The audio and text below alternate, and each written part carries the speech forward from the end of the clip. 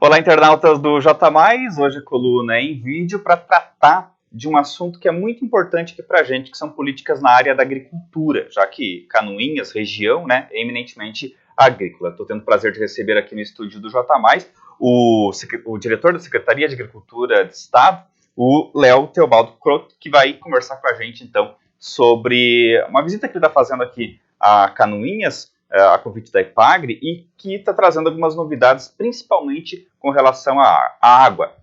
Eu começo dizendo que a gente está sem máscara, porque a gente está mantendo o distanciamento social, mas está aqui a máscara do ladinho, depois a gente vai colocar, obviamente. Então, começo agradecendo sua presença, Léo, muito obrigado por ter aceitado o nosso convite.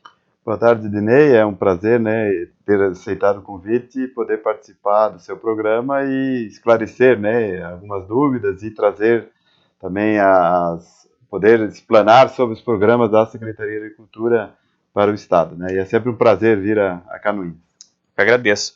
Ô, Léo, vamos começar falando então sobre esse programa que você está trazendo como uma novidade aqui, que é o Investe Agro Santa Catarina. O que é esse programa? A Secretaria de Agricultura, ela trabalha dentro da diretoria de cooperativismo e agronegócio com uma série de programas, né, que são regulados pela Lei Agrícola Estadual, aprovados pelo CIDE Rural e operados, né, através do Fundo Estadual de Desenvolvimento Rural, né. Então, tem dois grandes programas, assim, um que chama Investe Agro SC, que tem o objetivo de subsidiar, dar a subvenção de juros de financiamento agrícolas que os produtores fazem tanto nas agências bancárias como no sistema cooperativo de crédito, para financiar atividades produtivas nas suas propriedades, investimentos nas suas propriedades, né? E depois eles são, numa ação da Epagre, enquadrados para receber essa subvenção de juros que no Investe Agro, assim, normal, ele é 2,5%, né, da subvenção de juros.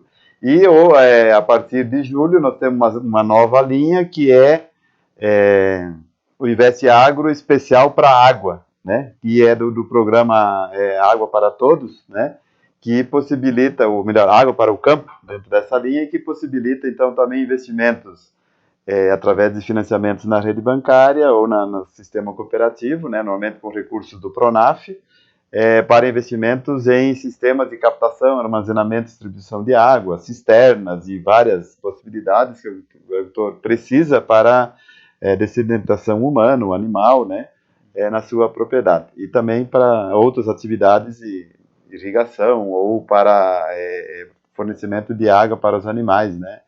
Então, e esse juro então passa dentro desse programa especial de água, né, de resiliência à água, que a gente chama, ou seja, investimentos para superar a falta de água nas propriedades, né, somente em períodos secos, e como nós estamos passando, o juro então passa a ser de 3%. Né? No Investe Agro normal é 2,5%, especificamente nesse projeto, de água, ele é 2,5%. Então, o que seja? O agricultor vai lá, vai na Epagre, procura a Epagre, tem toda uma sistemática de elaboração de um projeto que é submetido ao banco ou à cooperativa de crédito, é aprovado, então, o financiamento e ele é enquadrado, então, dentro desse Investe Agro, que é a concessão da subvenção de juros. Né? A gente vê a importância desse programa pelo valor que está sendo investido, né? São 300 milhões de reais que vão ser injetados por meio desse programa, né? Esse é um programa que foi aprovado foi um projeto do governo do estado, submetido à Assembleia Legislativa, né? Então, houve essa aprovação, que na verdade, então, é um projeto para 3 anos, né? São 100 milhões por ano, né? Nós estamos agora no primeiro ano, exatamente porque ao longo dos últimos 3 anos, né, o Estado tem sofrido bastante, ou está passando por um déficit hídrico bastante sério, né, ou seja, tem chovido menos do que a média mensal e anual dos anos anteriores, históricos, né. Então, significa que os estoques de água estão baixos, né, a gente percebe pelos rios. Então, nós tivemos períodos onde a água, e principalmente no oeste, mas aqui na região também, né, tem sido assim um recurso escasso, né, e por isso mesmo que então o governo do estado, a Secretaria de Agricultura e juntamente com a Assembleia Legislativa então propuseram e aprovaram esse projeto para destinar esses recursos durante os 3 anos, né? Então são 100 milhões, 70 milhões vão ser direcionados para aplicação através do FDR, um dos programas é o Investe Agro, outro é o Fomento Agro, que é um outro programa, né, que depois a gente pode detalhar, e outros 30 milhões vão ser direcionados mais para infraestrutura nos municípios, né? Agora, essa questão da água, para nós aqui, é também um problema, né, obviamente, né, mas o Brasil está enfrentando o problema como um todo, e especialmente a região sudeste e centro-oeste está, assim, num regime crítico, né, já se fala, inclusive, de desabastecimento em São Paulo. Como é que isso vai afetar a gente aqui também, né? Na verdade, como eu comentei antes, os últimos 3 anos tem sido um regime hídrico bastante baixo, né, ou seja, chove menos do que o histórico, e dá para ver, as últimas notícias, inclusive, os reservatórios de energia, dá para ver, inclusive por causa da bandeira vermelha, isso é um reflexo da falta de água nos reservatórios, né? De grande parte dos reservatórios da região sudeste estão mesmo do sul, com menos de 30, uns 20 e poucos % da sua capacidade, né? Isso gera uma série de dificuldades, tanto na produção de energia, o Brasil tem uma boa parte, quase, né, a sua totalidade de produção de energia em cima de recursos hídricos, ou seja, de hidroelétricas, né, e isso então afeta uma questão. E, claro, isso gera aumento do custo de energia, nós vamos pagar mais energia, tanto que nós estamos na faixa vermelha.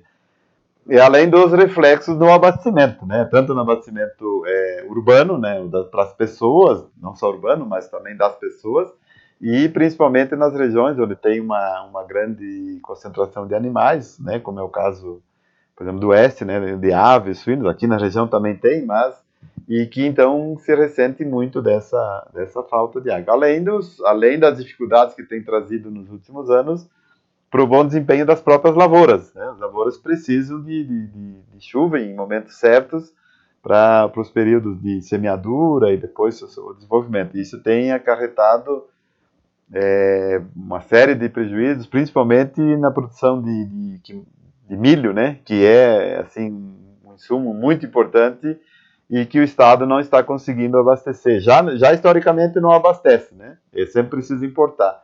E com essa questão da seca, né, da estiagem, ela tem dificuldade também reduzido ainda mais a produção interna de milho, criando uma dependência externa maior ainda.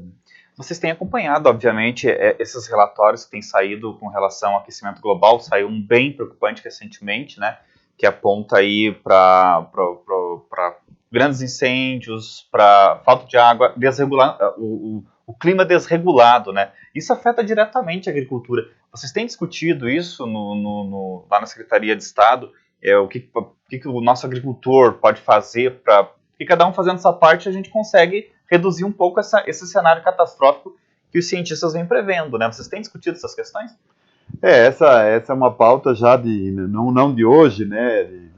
De longo tempo, de alguns anos já, e logicamente que a preocupação vai aumentando, né? Então, e não são só investimentos. Um lado da preocupação da própria Secretaria, da IPAGRE, do Estado, né? Do governo do Estado, são soluções, assim, e ajudas imediatas, né? Como, por exemplo, são mais até paliativos, mas precisam ser feitos, né? Construção de cisternas, então. Mas também, por outro lado, tem uma outra série de práticas que precisam ser feitas e que estão... E aqui o Planalto Norte tem, ao longo dos anos, desenvolvido o programa Planorte Solos, né? Que objetiva exatamente o trabalho de conservação do solo, de cobertura do solo, porque uma das grandes ações que se faz é manter o solo. O que chove, fazer com que isso infiltre, né? Então a gente sempre fala isso muito assim, nós temos que guardar a água que vem de cima e não só querer tirar a água de baixo, né? Então na verdade, uma série de medidas, uma série de ações que precisam ser feitas, e é um conjunto, né? Não é uma coisa só. Então, claro que as medidas de construção de estruturas que vão reservar água é extremamente importante, é guardar água de cima, cisternas, açudes e fora, mas a outra questão é fazer com que a água fique no solo, se infiltre, porque isso vai alimentar o ciclo hidrológico, né? Então vai infiltrar, vai para o rio, e assim com isso pode ser abastecido. E, além disso, tem outras discussões também que são feitas e que são, logicamente, de soluções um pouco mais longas, como a própria decisão do que se vai plantar, né? Ou melhoramento de plantas que têm uma resistência maior à falta de água, né? Esses dias ainda saiu uma notícia que no México, né, é usado lá, no México, onde é a origem do milho, né? De um tipo de milho lá que precisa de bem menos água, né, do que o naranja. Então, se isso passa também pela discussão, né? Além disso, claro, dentro desse contexto estão os objetivos do milênio, né, aqueles ODS, né, que são os Objetivos de Desenvolvimento Sustentável, que estão ligados a essa questão, né? Quando se fala da questão de recursos hídricos, de chuva, clima, sempre você não pode ter uma visão local, né? Tem que ter uma visão global. Quem viu os últimos tempos, né, no Canadá chegar a 40 e poucos graus se surpreende. Aqui, em pleno inverno, hoje está previsto 32 graus, ou para amanhã, né? Então, realmente tem coisas desreguladas. As coisas estão desreguladas. Então, é um conjunto de coisas que precisam ser atacadas, e sim, a Secretaria, junto com as suas empresas, para o governo do Estado, né, a Defesa Civil, os outros órgãos, estão preocupados sim, porque precisam ser tomadas algumas medidas para enfrentar isso. Né? Ô, Léo, o governador Carlos Moisés teve como uma das suas premissas de governo, né, um dos seus princípios de governo, colocar gente técnica em instituições técnicas, que é o caso da IPAGRE, né? Em Canoinhas, por exemplo, quem assumiu foi até dividida na gestão entre 2 técnicos de carreira dentro da instituição. Hoje, quase 3 anos de governo já, que balanço vocês fazem dessa mudança? Eu digo um balanço prático, quer dizer, o que mudou na gestão da IPAGRE, para a gente já focar na questão agrícola. E também eu queria que você falasse um pouquinho sobre as políticas públicas desse governo. Você falou de uma, né, já no início da entrevista, mas de modo geral, como é que o governo tem tratado das políticas públicas para a agricultura? A agricultura sempre teve, as políticas que hoje são executadas, uma boa parte delas já são assim, de vários anos, né? Então, claro que sempre sofrem aperfeiçoamento. Inclusive, no início do ano, nós fizemos, dentro da Secretaria de Agricultura, uma reestruturação dos programas, objetivando mais agilidade, né? Porque eles foram sendo criados ao longo do ano, o que nós procuramos foi agrupá-las para facilitar, inclusive, a sua gestão e a operacionalização, né? Porque elas são reguladas por resoluções, e aí, no fim, cada uma tinha uma resolução, o técnico ou o agricultor não sabia nem certo onde enquadrar, né? Então, essa foi uma ação que foi feita e facilitou, né? A gente acredita que tenha facilitado bastante o trabalho, isso pensando na facilidade também para que o agricultor possa acessar essas políticas, né? Então, foi um trabalho que tem dado um resultado bom. Tanto que esses programas que você falou com relação à estiagem, né, eles são dentro da Secretaria, como eu falei antes, tem o Investe Agro e tem o Fomento Agro SC, que esse, inclusive, tem o maior volume de recursos, que é financiamento direto com esses recursos do Estado para o agricultor, né? E exatamente pela facilidade de operar que nós aproveitamos essa estrutura da Secretaria de operar os programas para aplicar esses 300 mil que você falou, dentro da mesma sistemática que já é usada, que os técnicos conhecem bem, né? Que os produtores já conhecem. O 300 milhões é o valor global. Isso. Então, são 100 milhões por ano, né? Então, não foram criados programas novos ou formas novas, porque as formas que são já praticadas, elas se mostram eficientes. Então, vão aproveitar a expertise dos técnicos também, né, a capacitação já dos técnicos, de executar essas políticas, né. E com relação à outra questão que você fez, a questão da gestão técnica, né, claro que sempre tem mudanças, em qualquer mudança de governo, com relação à sua visão de governo, né. Na IPAGRE, tradicionalmente, a gestão é técnica, né? É difícil, poucas vezes teve políticos principalmente na presidência, até porque o próprio regimento da IPAGRE exige que os diretores sejam de carreira, né? Assim como os gerentes regionais, os gerentes da pesquisa também precisam ser pessoas de carreira, né? No meu caso, eu também sou de carreira da IPAGRE, né? E vários, assim, o secretário adjunto da secretaria é de carreira da SIDASC, então vários gestores da secretaria são técnicos, né? Dá para dizer que não mudou muita coisa, então, em termos de administração. Não, muda a forma, às vezes, normalmente de entender algumas coisas, mas vamos dizer, na diretoria de cooperativismo e agronegócio, né, da qual eu estou lá diretor, os programas, eles já são programas tradicionais, né? O que se faz são ajustes, claro, porque cada governo às vezes tem uma visão, né, e claro, e também está muito ligado ao momento, né?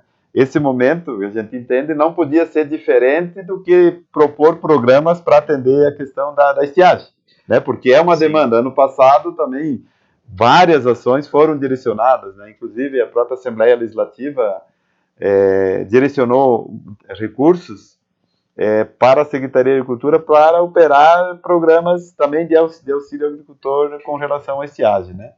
Léo, nós vivemos lá no início dos anos 2000 o que a gente chamou de um ciclo de commodities bastante favorável para a economia brasileira. Quer dizer, foi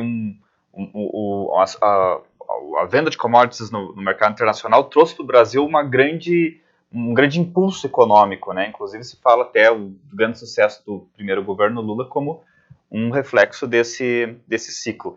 E agora está falando de um novo ciclo de commodities, né, que vem por aí. Como é que vocês estão vendo essa questão? Como que o Estado está se preparando nesse sentido?